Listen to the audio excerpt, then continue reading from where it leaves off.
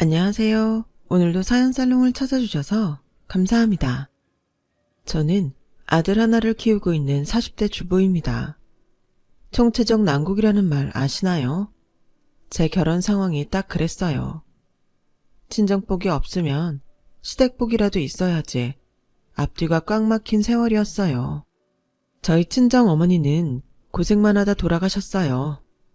저도 친정 때문에 결혼 전까지 고생만 하다가 어찌어찌 좋은 남자를 만나 결혼을 하게 되었는데 딸은 엄마 팔자 담는다고 일이 꼬으려니까 되는 일이 하나도 없더라고요. 저희 친정 어머니는 제가 고등학교 때 암으로 돌아가셨어요. 그 후 아버지 홀로 저를 키우시게 되셨죠. 아버지는 딸 하나인 저를 배골지 않게 하기 위해서 힘든 일 더러운 일 가리지 않고 하셨어요. 그 덕분에 저는 남들 손가락질 받지 않고 잘 컸습니다. 그 점은 지금도 감사하게 생각하고 있어요. 그런데 아버지는 사업에 대한 욕심이 많으셔서 항상 조금만 돈이 모이면 사업을 하실 거라고 입버릇처럼 말씀하셨어요. 저는 아버지가 그냥 하시는 말씀이신 줄 알고 흘려들었지만 저는 이때 아버지에게 사업은 꿈깨라고 말하지 않은 것을 두고두고 후회하고 있어요. 아버지가 사업에 대해 허황된 꿈을 꾸고 있을 무렵 저는 한 좋은 남자를 만나게 되었어요. 같은 회사에 다니는 친구 소개로 만난 남자였어요. 처음엔 소개를 받지 않으려 했지만 친구가 남자 쪽에서 저를 소개시켜달라고 몇 달을 애원했다고 하네요. 그래서 궁금해서 나간 소개팅에서 저희는 처음 만나게 되었어요. 저를 어떻게 아세요? 회사 친구분 SNS에 올라온 그쪽 사진을 봤어요. 제 스타일이라서 꼭 한번 만나고 싶다고 제가 졸랐습니다. 그 남자는 몇 번 만나다 보니 좋은 사람인 것 같아서 저희는 사귀게 되었고 둘 다 결혼 정년기였던지라 자연스레 결혼 이야기가 오가게 되었어요. 처음 그의 어머니를 만나게 되던 날 저는 순탄치만은 않을 것이라는 예감이 들더군요. 그의 어머니께서 저에게 호구조사를 하셨어요. 부모님은 다 살아계시니? 아니요. 어머니가 저 고등학교 다닐 때 암으로 돌아가셨어요. 어머, 그럼 집은 어디 사니? 강북 쪽에 살고 있어요. 땡땡동이요. 아, 그 동네? 아, 그럼 하는 일은 뭐니? 학교는 어디 나왔어? 학교는 그냥 전문대 나왔고요. 지금은 중소기업에서 격리로 일하고 있어요.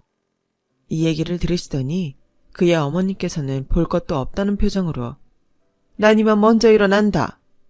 이러시고는 먼저 자리를 떠나셨어요. 저는 남자친구에게 어머니가 나를 마음에 안 들어 하시는 것 같아 어떡하냐? 이러니 남자친구는 처음에만 그러는 거라고 곧 마음이 풀리실 거라고 했어요.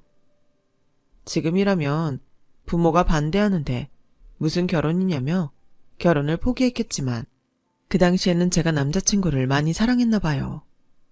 저는 남자친구 없이 그의 어머니를 따로 만나기도 했어요. 어머니, 결혼하면 제가 더 잘할게요. 예쁘게 봐주시면 안 될까요? 네 형님 될 사람은 집안도 좋고 의대 나와서 성형외과 의사다. 어디 학력도 안 되고 집안도 후져서 솔직히 결혼시키기 싫은 건 어쩔 수 없지 않니? 그러면서 한숨을 푹 쉬더군요. 네 학력, 집안, 뭐 하나 우리 아들하고 맞는 게 없잖니. 그러니 우리 아들 포기하길 바란다. 난 이 결혼 절대 반대니. 저는 그 말을 듣고 크게 상처를 받았어요. 제 배경이 결혼에 장애가 될 줄은 미처 예상하지 못했으니까요. 막말로 제가 무슨 의사 집안이나 재벌집에 시집가는 것도 아니었고요. 남자친구도 평범한 집안이었어요. 저는 어머니가 설득될 것 같지 않아 남자친구에게 이별을 고했어요. 남자친구는 자신의 어머니를 설득해 보겠다고 하면서 매달렸어요. 저는 남자친구에게 시간을 좀 더 주기로 했죠. 그러던 중 제가 임신 6주라는 사실을 알게 되었어요. 남자친구는 엄청 좋아했어요. 자기 닮은 아이가 생긴다는 설렘과 동시에 아이가 생겼으니 어머니도 더 이상 반대하시지는 못할 것 같다는 생각에서였죠. 어머니는 결혼을 허락해주는 대신 조건을 걸었어요. 당분간 분가할 생각 말고 어머니를 모시고 같이 사는 거였죠. 그때부터 시집살이의 시작이었어요. 그리고 인격적으로도 많이 무시당했어요. 툭 하면 친정 못 산다고 막말하기 일쑤고 혼수 제대로 안 해왔다면서 형님이랑 서방님들 있는 앞에서 망신을 주셨으니까요. 매일 밤 어머니의 막말 때문에 울면서 보냈어요. 아이가 3살이 되었을 무렵 시집살이만으로도 힘든데 친정 아버지께서 사고를 치셨어요.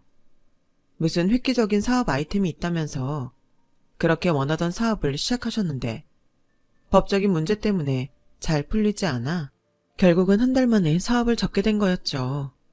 하지만 그냥 아버지 돈만 날린 게 아니라 여기저기서 무리하게 빌린 돈까지 날린지라 제가 갚아드릴 수밖에 없는 상황이었어요.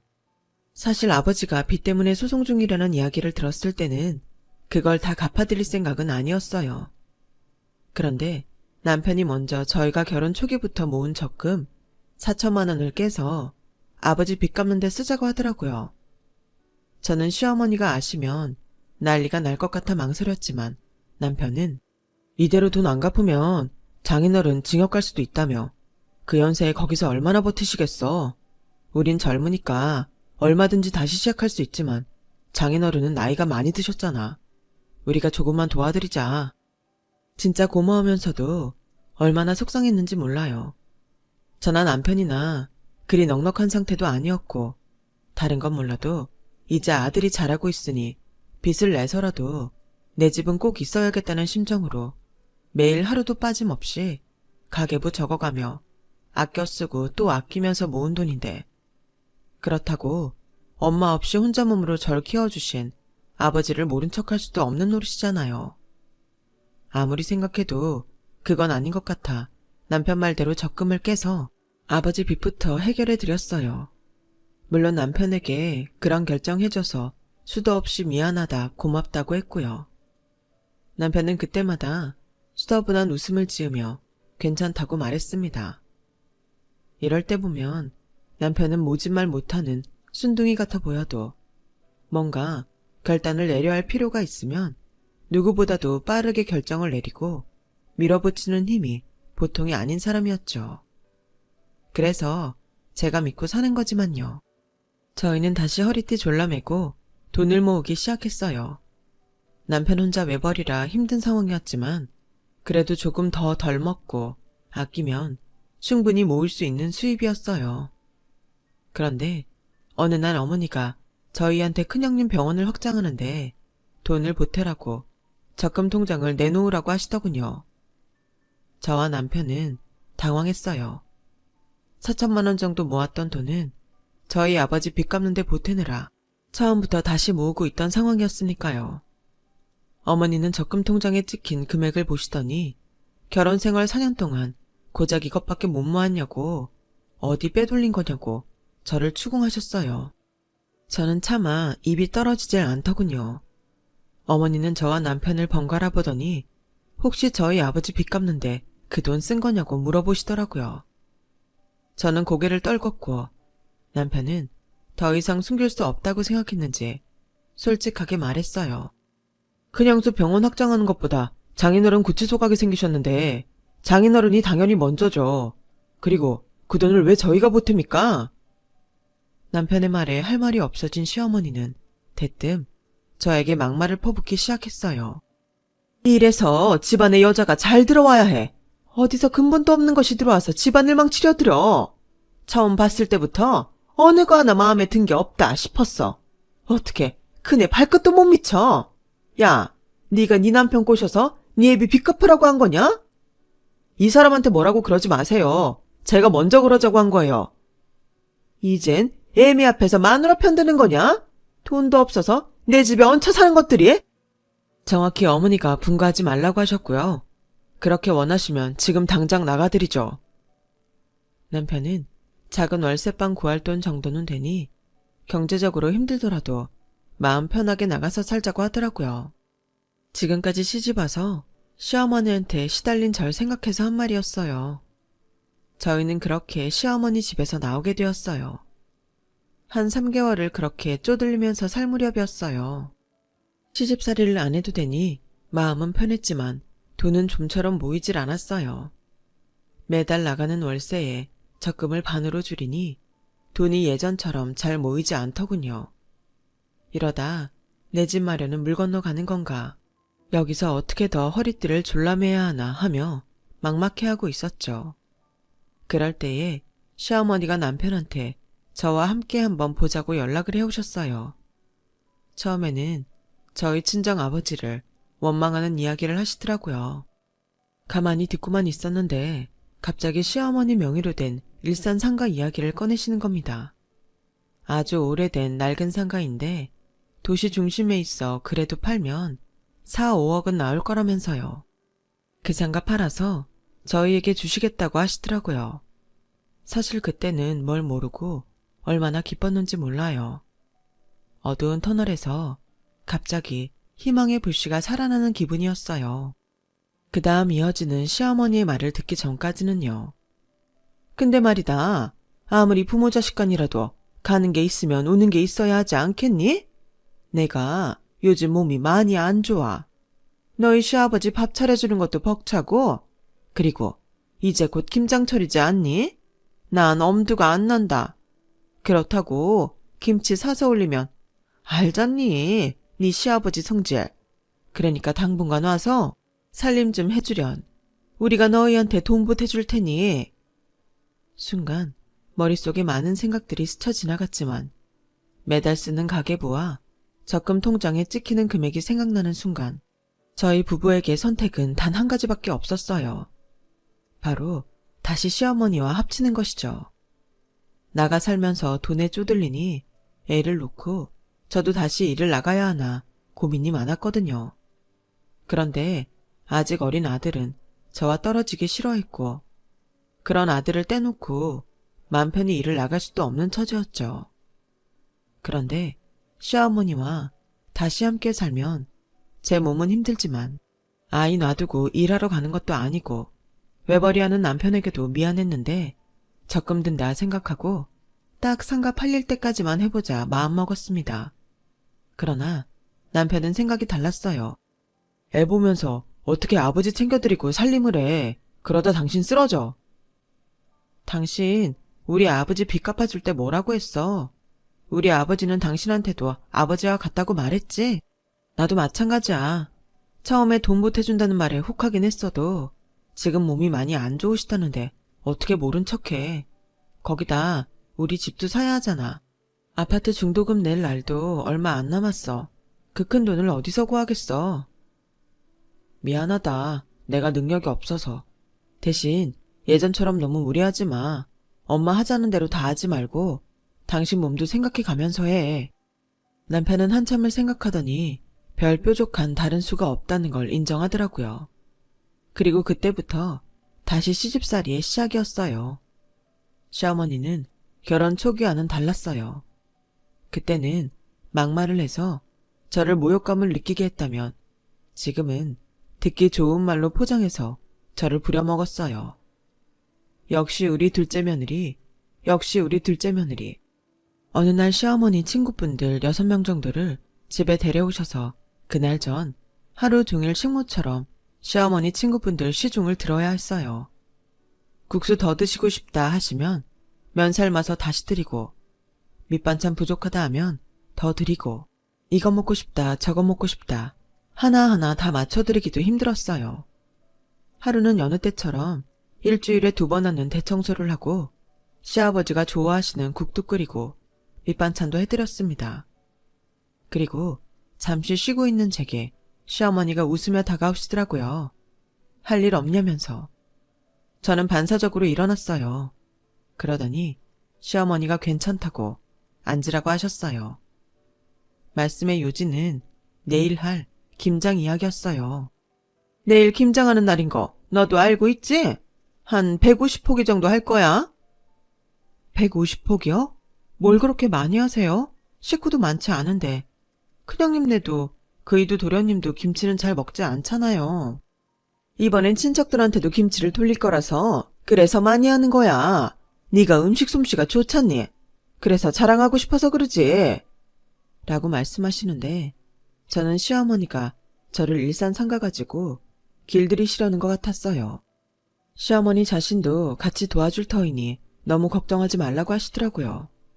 그리고 다음날 시어머니는 친구들과 약속이 있었다는 것을 깜빡했었다는 핑계로 그 많은 김장거리들을 남기고 나가셨어요.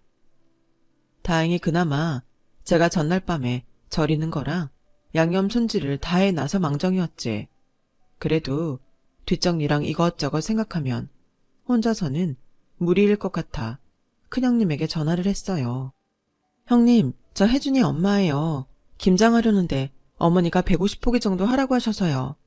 도저히 혼자서는 무리일 것 같은데 와서 좀 도와주시면 안 될까요? 힘든 건 제가 어젯밤에 다 했고요. 오늘은 그냥 버무리는 거랑 뒷정리만 하면 끝나요. 동서, 미안해. 난 좀 어려울 것 같은데? 병원 일이 너무 바빠. 나중에 돈으로 줄 테니까 오늘은 혼자 해. 형님, 돈이 문제가 아니라요. 도저히 혼자서 할 양이 아니라서 그래요. 좀 도와주시면 안 될까요? 내가 김장이나 하자고 그 비싼 의대 나와서 의사하는 줄 알아? 동서, 돈으로 준다잖아. 그런 건 돈 없는 동서가 해야지. 하면서 끊더라고요. 그리고 5분쯤 됐을까요? 시어머니한테서 전화가 왔어요. 네, 어머니. 너 큰애한테 전화해서 집에 와서 김장하라고 명령했니? 형님이 그렇게 말씀하셨어요? 명령이라뇨. 제가 혼자 하기 힘들 것 같아서 좀 도와달라고 부탁한 거예요. 예, 큰애한테 도와달라고 전화는 왜 하니? 의사가 너처럼 집에서 편하게 있는 사람인 줄 아니? 얼마나 바쁘고 고된 신경노동을 하는 직업인데? 어머니, 말씀이 너무 지나치세요. 의사인 큰형님이 하시는 일은 고되고 집에서 살림하는 사람은 안 고된 줄 아세요? 얘가 어디서 말대답이야? 앞으로 큰애한테 집안일로 전화하지 마라. 그리고 김치 그거 양념에 묻히기만 하면 되는 걸 왜 그렇게 엄살이야? 저는 너무 서러웠어요. 집안 살림하는 건 이렇게 무시당해도 되는 일인가? 돈 없는 게 이렇게 서러울 일인지, 가족끼리 보듬어줘야 하는데 왜 돈 없다고 무시하는 건지. 그날 김장하면서도 아이 봐줄 사람이 없어 신경은 온통 아이한테 쏠려있느라 나중에는 편두통까지 오더라고요. 하지만 내 집 마련 한번 해보자는 심정으로 꾹 참고 시키는 건 다 했습니다. 지금 생각해도 무슨 힘으로 그걸 다 해냈는지 모르겠어요. 남편도 일 끝나고 집에 돌아오면 힘들 텐데 힘든 내색 안 하고 방에 아들과 널브러져 일어날 힘도 없는 저를 위해 아들을 씻기고 재웠어요. 그 생활을 거의 5개월 정도 한 것 같네요.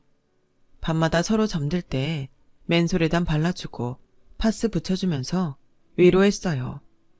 조금만 더 참자고, 우리 세 식구가 함께 살 집을 위해서라면 이건 아무것도 아닌 거라고. 나이 들어서 집 없어 또 돌아다니는 거 그것만큼 비참한 게 없어. 아프면 언제 어디서 돈 나갈지 모르는데 집이라도 있어야지. 그리고 집 있으면 집주인한테 아쉬운 소리 들을 일도 없고 행여나 벽지 찢어질까봐 애한테 잔소리 안 해도 되잖아. 그리고 집에서 마음껏 누빌 수 있고. 난 그것만 생각하면 어머니가 아무리 막대해도 큰형님이 돈 없다고 무시해도 나 힘이 나. 어느새 지쳐 골아떨어진 남편 얼굴을 보며 저도 힘들지만 이 사람도 참 무슨 고생인가 싶었네요. 그렇게 저희 아파트 중도금 내야 할 시기가 다가오는데도 시부모님은 일산 상가에 대한 이런 방구도 없으시길래 하루는 제가 가서 물어봤습니다. 어머니, 저희 이제 아파트 중도금 내야 할 시기가 정말 얼마 남지 않았어요. 은행 대출 신청도 들어가야 하는데 언제쯤 도와주실 거예요? 그게 생각보다 일산 상가가 잘 안 팔리는구나. 조금만 더 참아봐. 내가 설마 니네한테 상가 가지고 장난하겠니? 마음은 조급했지만 시어머니 말 믿고 조금만 더 기다려보기로 했어요. 그러던 어느 날 큰형님이 병원을 확장하게 되었다면서 저희 가족에게 소식을 알렸어요. 남편은 무슨 돈이 있어 병원을 확장했는지 미심쩍어 했지만 저는 워낙 잘 나가는 사람이니 친정에서 도와줬겠거니 하고 생각했어요. 시어머니는 병원 확장 소식을 들으시더니 자기 일처럼 기뻐하시면서 축하 파티를 해야 하지 않겠냐면서 저한테 솜씨 발휘 좀 해보라고 하더군요. 큰형님도 큰아주버님도 제가 준비하는 것이 당연하다는 듯이 그거 좋다고 하더라고요. 저는 어이가 없었지만 고분고분 따를 수밖에 없었어요. 가족들이 집으로 모이기 몇 시간 전부터 혼자서 아이 보고 음식 준비하느라 정신이 없었어요. 말 그대로 혼이 쏙 빠지는 것 같았죠. 혼자서 돼지 불고기에 잡채, 호박전 등 명절 음식 부럽지 않게 만들었어요. 그리고 저녁이 되자 가족들이 하나 둘 모였어요. 큰아주버님네, 저희 남편, 그리고 도련님하고 도련님 약혼자까지 다 시부모님 댁으로 모였어요. 그렇게 음식을 먹고 있는데 큰형님이 젓가락을 식탁에 신경질적으로 내려놓으셨어요. 동서, 소고기 없어? 돈 아까워서 소고기 안 사고 돼지고기를 내놓은 거야? 아니 형님, 무슨 말씀이세요? 저는 가족들이 돼지 불고기를 좋아하니까 돼지로 한 건데. 솔직히 좀 어이가 없었어요. 그러니까 시어머니가 옆에서 거드시는 거예요. 너 큰애 돼지고기 싫어하고 소고기 좋아하는 거 몰라서 그러니? 오늘 자리의 주인공인 큰애 입맛에 맞췄어야지. 몇 시간 동안 고생한 게 떠올라 눈물이 핑 돌 지경이었어요. 그러자 남편이 옆에서 제 편을 들어주었어요. 형수는 음식 준비하느라 고생한 사람은 생각 안 하세요? 형수야말로 너무한 거 아니에요? 이 자식이, 너는 형이 우스우니까 형수한테 말대답하는 거지? 그러자 큰아주버님이 어디 형수한테 말대답하느냐고 하시고는 저는 싸움으로 번질까봐 남편에게 참으라는 신호를 보냈어요. 남편도 제 신호를 받고 더 이상 따지지는 않았지만 그날 저녁은 저희 부부에게 상처만 남고 큰형님 부부와 시어머니만 즐거운 자리였어요. 저희는 내 집 마련만을 생각하며 쓰디쓴 상처도 달게 받아들였죠. 하지만 운명의 장난일까요? 저희의 한 줄기 희망은 어느 날 송두리째 뽑혀버렸습니다. 남편과 함께 큰형님이 확장한 병원에 축하해주러 간 날이었어요. 확장한 병원은 나름 그 지역에서는 제일 큰 병원이었어요. 남편과 저는 병원을 구경하며 입이 떡 벌어졌답니다. 아무리 잘 나간다 하더라도 그 수입으로 이런 병원을 차리는 건 좀 무리일 거라고 생각했었어요.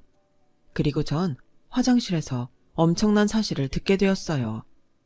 저는 칸막이에 들어가 있었고 여자 2명이 들어오면서 대화를 나누더라고요. 정황상 저의 큰형님 쪽 지인인 것 같았어요. 아니, 근데 쟤는 무슨 돈이 있어서 이런 병원을 확장한 거야? 이번에는 친정에서 도와줬다는 이야기는 못 들은 것 같은데? 남동생 결혼시키면서 돈이 좀 들었어? 이래서 여자는 시집을 잘 가야 하나 봐. 시어머니가 마련해 주신 돈으로 확장한 거라잖아. 시어머니 명의로 일산에 오래된 상가가 하나 있는데 그거 팔고 해줬대. 저는 심장이 쿵 내려앉는 것 같았어요. 지금까지 그 모진 시집살이를 그 힘든 시간을 어떻게 버텨왔는데 그거 하나 보고 지금까지 참아왔는데 시어머니의 약속만 믿고 그 모욕감 속에서도 여태까지 참고 있었던 건데 뒤통수를 3개 얻어맞은 기분이었어요. 저는 그 길로 큰형님에게 갔어요. 큰형님은 반갑게 저를 맞아주셨죠. 동서, 서방님, 어서 와요. 형님, 축하드려요. 그런데 형님, 무슨 돈으로 이렇게 큰 병원으로 확장하신 거예요? 응? 아, 병원 참 넓지. 혹시 저녁 먹고 갈 거야? 형님, 말 돌리지 마세요. 제가 화장실에서 이상한 얘기를 들어서요. 이 병원 어머님이 상가 팔아서 해주신 거라면서요. 난 몰라. 어머님이 나한테 주신 돈이야. 그렇게 따지고 싶으면 어머님한테 가서 따지지 그래? 지금 그렇게 말하면 끝이에요. 우리가 시어머니하고 합가하기로 한 조건이 그 일산 상가였다는 거 우리 가족이면 다 아는 사실이에요. 그래도 몰랐다는 게 말이 된다고 생각하세요? 형님도 다 알고 있었던 거잖아요. 나는 어머님이 주신 돈 받은 것뿐이야. 그러니까 따지고 싶으면 어머니한테 가서 따져. 그리고 나 이제 곧 진료하러 들어가야 하거든? 이만 가주길 바래. 서방님도 안녕히 가세요. 저는 분하고 억울한 마음에 집으로 돌아오는 차 안에서 엉엉 울었어요. 남편은 그런 저를 보며 미안하다는 말만 되풀이할 뿐이었죠. 그러면 안 됐었지만 그 당시는 감정이 너무 격했던지라 남편한테 사실 너도 알고 있었던 거 아니냐고 소리를 질렀었네요. 당연히 남편은 몰랐던 사실이고요. 저와 같은 피해자였을 뿐이었어요.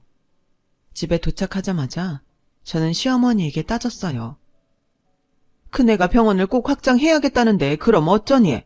원래 잘 나가는 사람한테 더 힘을 실어줘야 마음껏 날 수 있는 거란다. 그리고 집안의 첫째가 잘 돼야 둘째, 셋째도 잘 되는 거야. 아니, 그리고 너희는 돈 보고 나하고 같이 사는 거였니? 가족끼리 그러는 거 아니다? 어이가 없어서 눈물도 안 나오네요. 그럼 지금까지 안 줄 상가 가지고 저희들 가지고 노신 거예요? 예, 너 그럼 돈 보고 우리랑 같이 사는 거네? 너 그렇게 안 봤는데 무섭다? 이래서 없는 집 자식하고는 상종을 하면 안 돼요.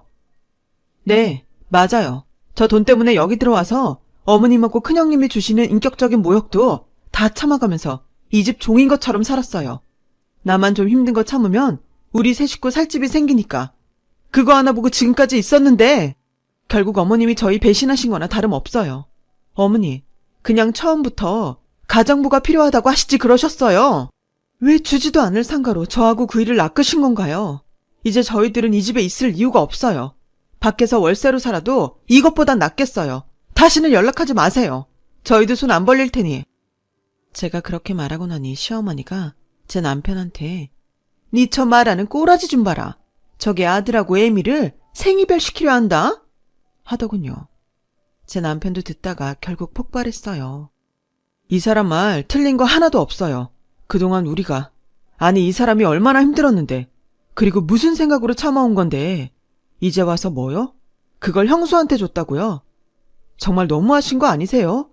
저 결혼할 때 꼴랑 1,000만 원 보태주시고는 돈 없다고 하시더니 저희 주시기로 한 돈은 형수한테 준다는 게 말이 된다고 생각하세요? 옆에서 듣고 있던 시아버지께서 갑자기 남편의 뺨을 때리셨어요. 어쩔 수 없는 상황이란 게 있고 잘 되는 사람 더 잘 되라고 준 건데 도대체 뭐가 문제냐? 저희 부부는 그때 깨달았습니다. 시부모님은 자기들이 잘못됐다는 생각을 전혀 안 하고 있다는 걸요.